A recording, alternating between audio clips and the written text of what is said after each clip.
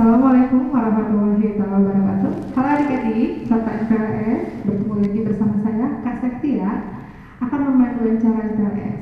Sebelum kita mulai, kakak ingatkan untuk mengisi job sheet-nya masing-masing yang telah panitia bagikan. Jangan lupa protokol kesehatannya ya. Jaga jarak, pakai masker, cuci tangan, hindari kerumunan, menjaga pola makan yang sehat, mengurangi. Adik-adik, kita punya jargonnya nih. Kakak ingatkan lagi ya, jargonnya 4S. SMK bisa, SMK hebat, SMK bisa hebat, SMK merdeka unggul. Oke adik-adik, biar semangat yuk kita sama-sama bacakan jargon 4S-nya. SMK bisa, SMK hebat, SMK bisa hebat, SMK merdeka unggul. Cakep adik-adik. Oke, selamat pagi Bapak. Pagi juga. Oke adik-adik, di sini Kak Septi sudah ada dengan Bapak Budiman Muhammad dan Bapak Hendi Prabowo. Ya. Selaku beliau adalah penyuluh hukum dan perwakilan Kanwil Kemenhub Provinsi Jawa Barat. Ada apa, seperti apa, ada Kemenhubnya di sini ya, tentang apa-apanya nanti kita tanyakan lagi ke Bapak-bapak yang sudah di depan saya. Selamat pagi Bapak. Pagi juga. Sehat semua ya Pak ya? Sehat, alhamdulillah. Alhamdulillah, mudah-mudahan kita masih dilindungi Allah Subhanahu wa Ta'ala dengan kesehatan yang hakiki ya Pak ya. Oke Pak, saya di sini mau bertanya sedikit-sedikit ya Pak ya, supaya anak-anak itu tahu tentang apa sih Kemenhub gitu ya. Mungkin begitu tahu Kemenhub, wah ini tentang hukum mungkin ya, atau tentang apa? Saya juga pertama masuk ke sini ketika melihat atau mendengar dengan, oh saya mau berhubungan dengan Kemenhub, wah apa ini Kemenhub ini? Nah, saya pengen Bapak menjelaskan secara rinci atau secara detailnya tentang Kemenhub itu apa sih Pak secara detailnya. Mangga silakan sama Bapak Budiman sama Pak Andi. Jadi selamat pagi adik-adik. Mungkin di pagi ini kita sedikit ingin menambah wawasan kita mengenai apa sih Kementerian Hukum dan HAM gitu ya. Jadi Kementerian Hukum dan HAM itu adalah instansi vertikal atau kementerian yang menangani bidang hukum dan hak asasi manusia. Jadi yang di dalam Kemenkumham itu terdapat beberapa direktorat jenderal dan badan-badan gitu ya. Ya, kami ini merupakan kepanjang tanganan dari Badan Pembinaan Hukum Nasional. Nah, itu adanya di Jakarta dan kami di Kanwil ditempatkan bahwa tugas kami adalah memberikan penyuluhan hukum kepada masyarakat. Nah, selain itu apa sih secara luas tugas Kemenkumham? Banyak.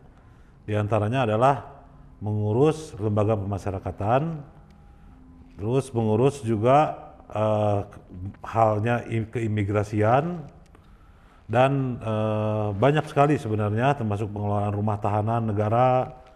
Ya, ada hak kekayaan intelektual juga kami kelola juga sama pendaftarannya, terus yang lainnya lagi seperti misalnya pembinaan notaris dan apa namanya penelitian juga di bidang hukum juga ada di tempat kami. Nah, mungkin Pak Hendi mungkin akan menambahkan lagi yang lainnya mungkin. Saya sapa dulu ya anak-anaknya, selamat pagi adik-adik sekalian. Jadi sekedar memperkenalkan tentang Kementerian Hukum dan HAM. Kalau tadi Teh Septi ngomongnya Kemenhum ya, karena kalau kita biasa disingkat Kemenkum, kan? Kemenkum, HAM, Kemenkum pakai K, Kemenkum Kumham, Kemenkumham. Ya, jadi disingkatnya Kemenkumham. Nah, ya intinya Kemenkumham itu biar adik-adik gampang mencerna ya. Kalau adik-adik tahu tentang lembaga pemasyarakatan, lapas gitu, kayak terus ada juga lembaga pendidikan pembinaan khusus anak. Jadi khusus anak-anak di bawah 18 tahun. Jadi bahasanya bukan lembaga pemasyarakatan. Kalau misalnya bermasalah dengan hukum, masuknya ke LPKA, lembaga pembinaan khusus anak. Jadi yang mengurus tentang lembaga pemasyarakatan, tentang imigrasi mungkin berkaitan dengan paspor kalau misalnya mau keluar negeri, mau tinggal di luar negeri, mau sekolah di luar negeri. Nah, itu di kita. Nah, selain itu juga yang tadi disebutkan, ada juga kita mengurus masalah tentang kekayaan intelektual.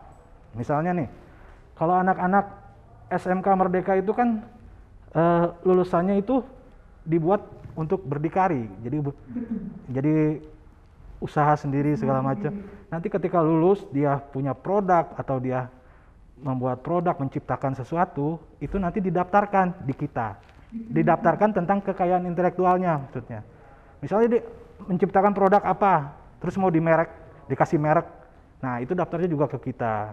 Atau dia mendesain apa, membuat ciptaan mesin apa, itu ciptanya juga daftar di kita. Mungkin secara garis besar seperti itu. Termasuk patennya mungkin ya, termasuk paten. Ya, ya. Bukan hanya hak asasi manusia saja, tapi Ya, Ya, hak penciptaan atau hak dipatenkan secara iya, garis betul. besarnya, ini hak milik saya. Iya, betul. Gitu ya, Pak, ya? Iya. Ada tambahan lagi, Pak?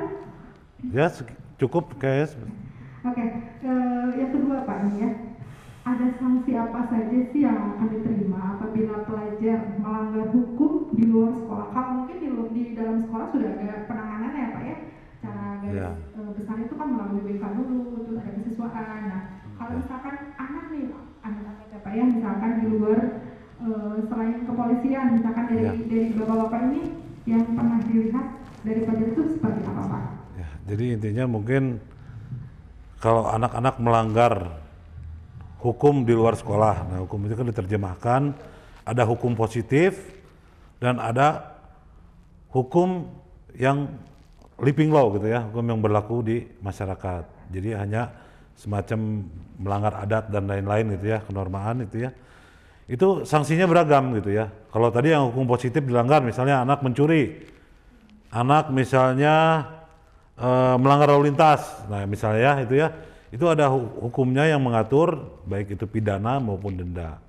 Nah kalau pidana mungkin nantinya seperti Pak Hendy terangkan tadi akan mondok dulu lah, pesantren dulu di LPKA tadi, Lembaga Pembinaan Khusus Anak. Walaupun di sana juga ada sekolah, sama sekolah di dalam, ada yang SMP, SMA juga ada gitu ya. Jadi ada yang kejar paket A, B, C juga ada di dalam itu ya. Urusan sekolah tidak perlu khawatir, tapi menurut saya janganlah gitu ya. Kita lebih enak sekolah di luar sebagai orang yang merdeka gitu ya, orang merdeka gitu ya. Sama kayak SMA Merdeka, itu lebih enak gitu ya sebenarnya. Nah, kalau sekarang melanggar yang di luar tadi, kalau pidana sudah jelas ya, melanggar misalnya kebiasaan. Etiket mencuri kan tadi udah jelas ada ya. Melanggar kebiasaan misalnya tidak sopan di luar. Contoh misalnya meludah sembarangan, buang sampah sembarangan. Sekarang kan jadi masalah gitu ya. Meludah sembarangan lagi saat pandemi ini droplet ya. Terus lagi membuang sampah sembarangan. Lah, ini pasti ada sanksi. Sanksinya apa? Misalnya kalau di Kota Bandung ada pelanggaran Perda K3. Itu juga bisa. Sanksinya berupa denda mungkin atau pasang badan. Nah, droplet juga sama sekarang, orang pasti mencaci juga. Lah jangan sampai anak SMK ini melanggar aturan-aturan yang ada di luar sana juga gitu ya. Jadi tadi diterangkan bahwa tata krama itu tidak hanya berlaku di sekolah ini saja, tapi di luar pun sama berlaku. Kita sebagai warga negara harus patuh gitu ya terhadap ya apa namanya aturan-aturan pemerintah. Saat ini malah aturan protokol kesehatan kita jangan sampai melanggar. Ya, mungkin ada Pak Hendy mungkin ingin menambahkan? Mungkin saya menginformasikan fakta di lapangan aja ya. Betul, Pak. Karena kita juga yang tadi saya sebutkan, kalau kita mengurus yang namanya LPKA, Lembaga Pembinaan Khusus Anak, ya lapas lah tapi khusus anak ya. Di sana itu untuk kasus yang banyak masuk, ya pertama jelas narkoba ya. Jadi penyalahgunaan narkoba. Nah, yang kedua adalah pencabulan teh. Jadi anak-anak zaman sekarang memang yang harus dipantau sama orang tuanya, terus sama guru-guru juga. Ya penyalahgunaan narkoba itu yang paling parah lah, yang sekarang ada di LPKA. Apalagi kan sekarang mungkin anak kebanyakan itu di rumah ya Pak ya. Tapi Ya. orang tua, malah orang yang saya lihat ya Pak ya, karena anak di rumah itu bukan satu dasar anak bisa dipantau oleh orang tua. Ya. Lebih jauh lagi ternyata. Iya. Lebih aktifnya itu mendingan di sekolah. Sekolah, Tepat iya. 12 jam. Betul. Tapi setidaknya pulang ke rumah dia sudah tahu. Tapi ya. ketika sekarang pandemi Ya. ini ya malah ya tadi lonjaknya saya lihat di berita-berita ya Pak ya. Iya. Banyaknya anak yang menonton yang aneh-aneh, mungkin Iya. jadi terjerumus ke narkoba dan lain-lain ya Pak. Ya sekarang juga harus dilihatlah, dikontrol sama orang tuanya. dengan penggunaan medsos, apalagi ada undang-undang gitu ya. Jangan sampai anak-anak iseng nulis kata-kata yang tidak pantas lah. Nah, akhirnya kan bisa kena undang-undang gitu ya. ITE ya, kami juga memang beberapa pada saat masa sebelum pandemi gitu ya, kami para penyuluh hukum dari kantor wilayah Kementerian Hukum dan HAM Jawa Barat tuh kami keliling gitu ya, penyuluhan hukum mandiri ke SMA. Kampanye kita adalah pertama itu tadi bahaya penyalahgunaan narkotika, ya, bahaya penyalahgunaan narkotika. Itu sebenarnya ada obat yang memang benar-benar ilegal, ada obat legal pun banyak yang disalahgunakan. Sebagai contoh aja, sekarang kita susah banget cari obat batuk komiks gitu ya. Komik siapa ya? Komik susah banget nyarinya. Kalau dulu kan di mana-mana ada. Ini karena apa dampaknya? Dampak dari merek gitu ya, tadi merek komik tadi ya. Karena dampaknya apa? Karena adanya penyalahgunaan dari obat tersebut. Akhirnya ya dibatasi lah penggunaan obat tersebut, mungkin sekarang harus dengan resep dokter dan lain-lain gitu ya. Nah, terus hal yang lain adalah yang kami sampaikan, kampanye kami adalah anti bullying gitu ya. Bullying ini kita jangan sampai terjadi di lingkungan keluarga, termasuk di lingkungan sekolah, di lingkungan manapun itu jangan sampai ada orang yang dibully. Karena apa? Kalau kita pernah menjadi orang yang dibully itu rasanya malah mendendam juga, ingin membuli lagi ke bawah lagi. Nah sekarang anak kelas MPLS, anak kelas 1 ya, anak kelas bukan 1 sekarang istilahnya kelas 10 ya, anak kelas 10 dibully oleh anak 11. Nanti anak ke 10 ini pada saat jadi anak 11, kelas 11 bully lagi anak 10. Jangan sampai kejadian di sekolah ini gitu ya, karena ini balik lagi tadi SMK-nya SMK Merdeka harus bebas dari penyalahgunaan narkoba dan bullying. Dan gitu ya. untuk bullying ini jadi tidak hanya ketemu fisik maksudnya. Jadi lewat medsos juga itu juga bisa. Makanya penggunaan medsos harus lebih hati-hati lah sekarang. Mungkin Bapak dari sini kan pasti bullying itu ke anak ya Pak ya, anak Ya. Tapi Ya. sekarang ada loh Pak, bullying yang saya tahu ya Pak ya, Ya. karena saya sebagai guru juga di sini, bullying anak terhadap guru.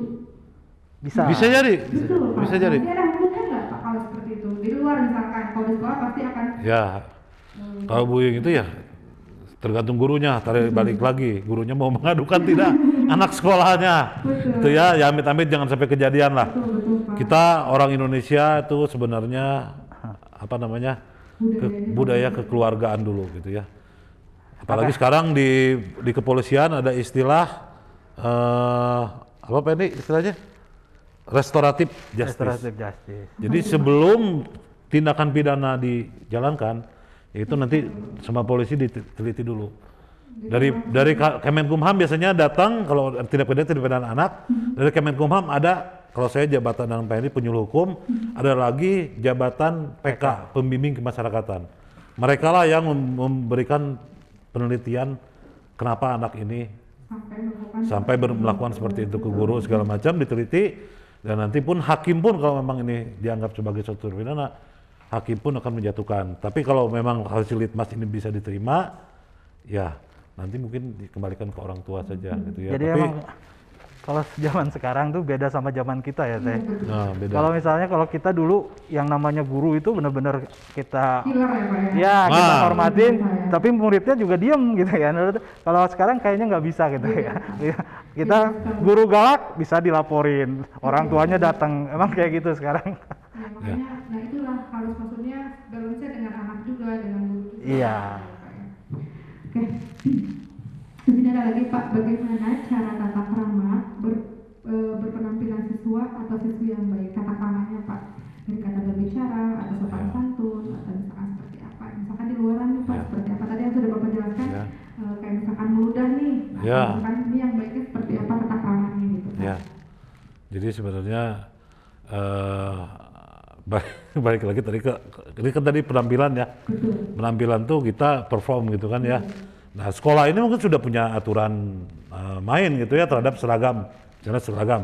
Pada saat anak masuk ke sekolah, seragamnya seperti apa? Hari Senin, Selasa pakai baju putih, bawahnya abu-abu, pakai ikat pinggang, warna hitam ikat pinggangnya, kaos kaki warna putih, sepatu warna hitam.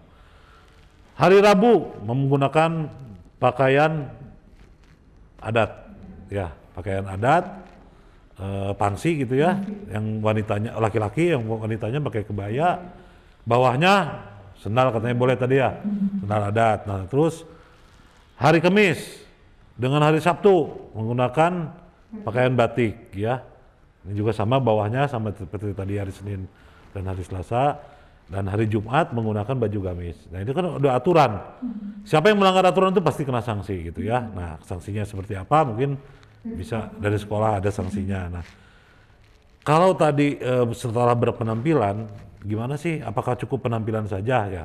Menurut kami bukan hanya penampilan saja, tapi penampilan kan sifatnya fisik ya. Betul. Tapi sebagai siswa itu selain lahiriah seperti tadi, tapi jasmaniahnya juga harus, dalam arti memang benar-benar jiwanya harus bersih gitu ya, harus tulus, jujur gitu ya. Itu memang komitmen dari sekolah ini juga ya terhadap siswa. Jadi anak-anak harus tahu dulu nih aturan main, etiket gitu ya, etiket di sekolah ini seperti apa gitu ya. Termasuk apalagi sekarang ditambahkan lagi dengan protokol 5M gitu ya. Protokol 5M, nah udah pada tahu lah pasti protokol 5M seperti apa gitu ya. Di antaranya adalah memakai masker nih, kami juga pakai masker nih. Saya Pak Hendy dengan Bu Septi ya, pakai masker, terus cuci tangan, jaga jarak, dan masuk sekolah ini saya lihat ada hal yang khusus lagi. Jadi kalau di pintu masuk nggak boleh berdesakan, nah ini kan, nah, jangan berebutan. Ya kalaupun telat ya udah telat aja lah, mungkin masih boleh ya kalau nanti pandemi sudah berakhir ya. Nah itu mungkin mengenai tata krama berpenampilan, karena semua sudah ada aturannya gitu ya. Ya saya pun sama. Kenapa saya nggak pakai seragam, misalnya seragam kayak Kemenkumham, kayak pegawai-pegawai di lapas atau di bandara kan ada seragamnya warna biru nih. Iya, betul. Nih kayak Pak Hendy, nah baju biru udah pakai jaket ya, tapi baju biru itu karena saya diperbolehkan menggunakan baju taktikal kalau bertugas di luar kantor. Jadi seragam ini pun diperbolehkan gitu ya. Dan selama pandemi ini ya kita juga banyaknya work from home gitu ya. Di rumah saja ya. Di rumah saja mungkin. Ya. Semuanya harus di rumah. Ya. Ya intinya kalau guru juga Pak ya di rumah. ya Ya, lumayan mungkin. intinya ya kalau pakai seragam harus sesuai dengan aturan aja. Aturannya sudah ya. Pakainya mungkin di mana saja. Iya, Mungkin begitu. seperti misalkan kayak siswa nggak mungkin kalau main pakai seragam gitu ya Pak ya.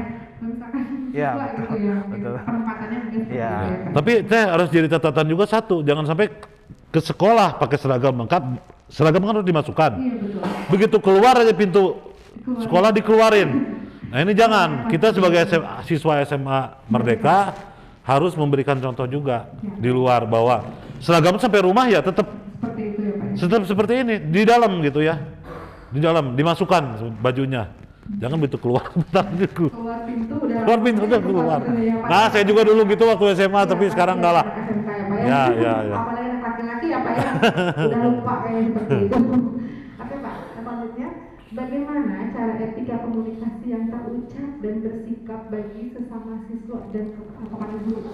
Nah silakan Pak Hendy. Nih, ada yang misalkan, oh ini nih gara-gara ucapannya jadi masuk wih misalkan. Kayak tadi kan Bapak dari dari chat aja gitu kan Ya. dari medsos. Nah, sekarang dari etika dari berbicaranya seperti apa? Nah Pak Hendy silakan Pak Ya, Hendy. jadi sebetulnya kalau untuk berkomunikasi anak dari rumah dari kecil juga sebetulnya oleh orang tua sudah diajarkan berbicara yang sopan seperti apa. Nah, itu kembali lagi nanti terbentuknya ketika pergaulan di luar kalau saya lihat. Ketika dia bergaul lagi sama teman-temannya, beda lagi bahasanya. Nah, jadi di sini saya ingin menekankan kepada adik-adik, mudah-mudahan bisa memilah-milah bagaimana kita berkomunikasi dengan guru atau orang yang lebih tua, juga berkomunikasi dengan teman-teman sejawat. Ya, itu harus dibedakan, jangan kita manggil ke teman mah ini punten maneh gitu, ke guru juga maneh, jangan sampai kayak gitu. Jadi harus dari diri sendiri lah ngelihat ini tuh orang tua emang yang harus kita hormati, guru lah kalau di sekolah harus kita hormati, harus kita junjung tinggi. Nah ini pergaulan di teman mungkin seperti itu. Ya. Jadi intinya mungkin tadi seperti Pak Hendy sampaikan ya, contoh kecil tadi ya kayak bahasa maneh, kamu gitu ya apa segala macam, itu kalau kita ucapkan ke orang yang lebih di atas kita lah, tua atau ya guru juga dianggap lebih tua daripada murid kan ya, itu kayaknya dianggap kalau kita kurang sopan. Karena kita di Indonesia.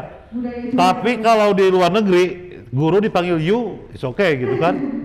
Karena bahasa Inggris untuk kamunya itu pasti you, nggak ada yang lain. Gitu ya, selain menyapa namanya gitu ya.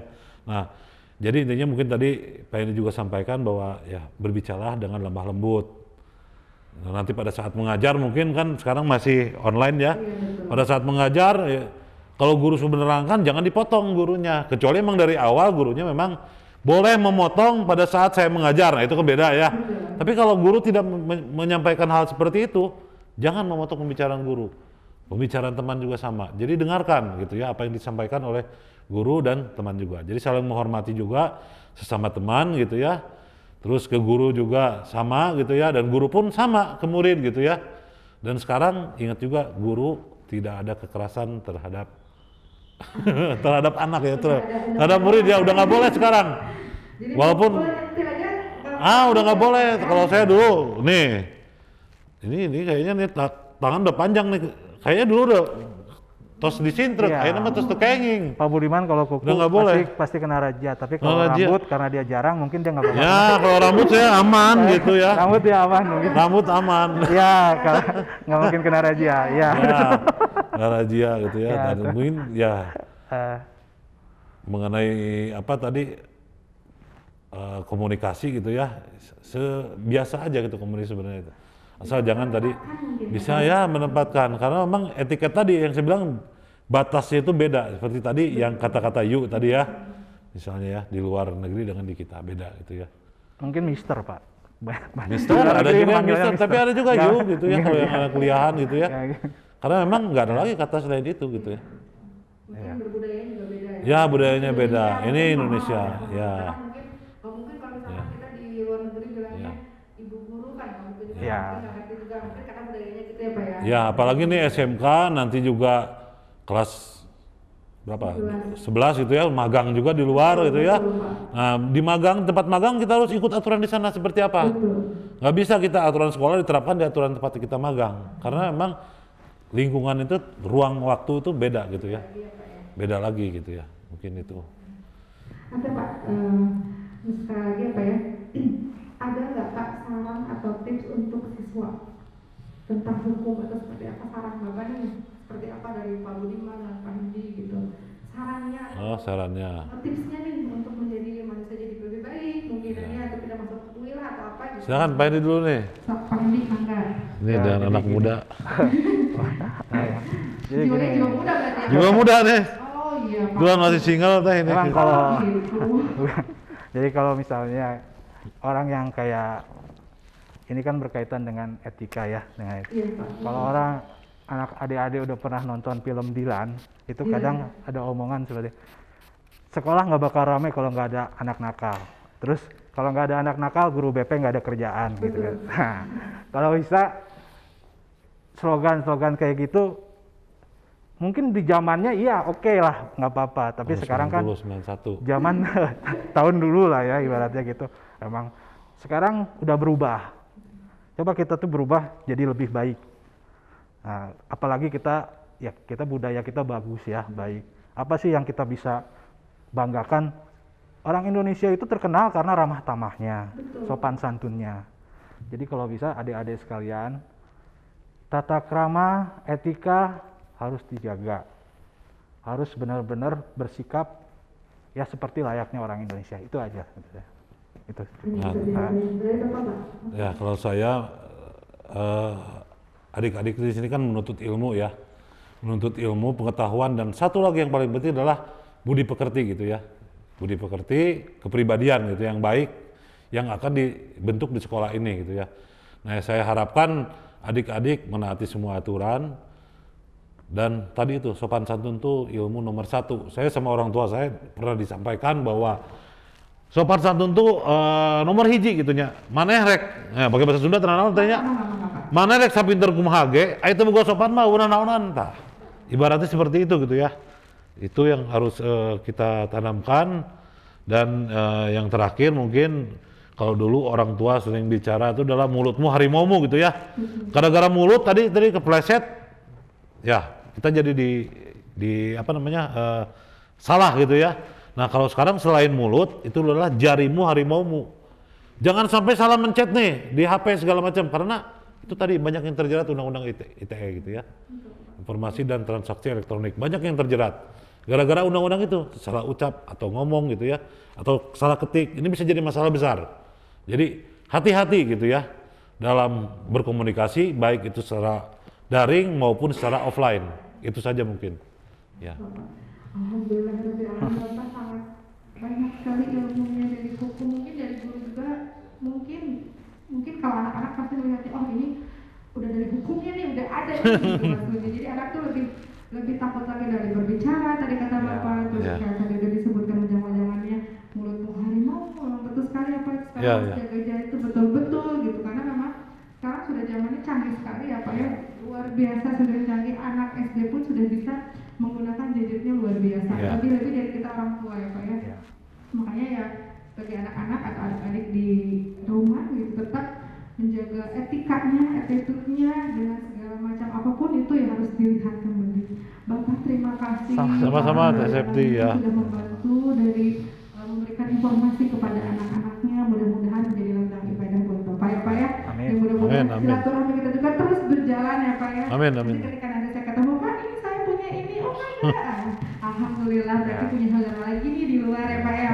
Oke Pak, untuk adik-adik yang ada di rumah jangan lupa saya ingatkan lagi untuk mengerjakan job setnya yang telah diberikan oleh panitia.